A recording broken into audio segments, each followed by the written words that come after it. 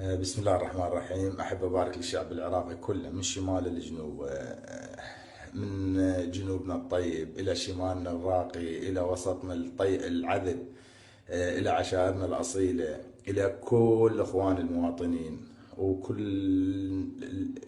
بالقوات الأمنية، بالحشد الشعبي، بالحرس الوطني، بسوات، بكل المجالات، حتى الموظفين بالدوائر. أتمنى منكم انه الفرحه مالتكم ترتقي، لان اعتقد الاطلاقات الناريه دا تاذي بعض المواطنين، يعني دا يتاذون من هذا، وهذا دا يألمنا ويألم عائله يعني ما فرحت ويانا بهذا اليوم. نتمنى كل العراقيين يفرحون من يفوز المنتخب، لان هذا هوايه يسعدنا وهوايه يعطينا قوه ودعم للمنتخب العراقي.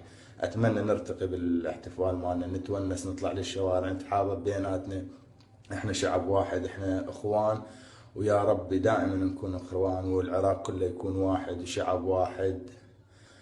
من كرادنا، من شيعتنا الطيبين، من سنتنا الذهب، من مسيحنا اهل القلوب الصافيه، من يزيديننا وكلدانييننا واشوريننا وكل طوائفنا وكل الدول اللي يجون يمنا خطار، ننطيهم درس انه احنا نحتفل احتفالنا بمنتخبنا، او في اي مجال انه يكون احتفالنا راقي.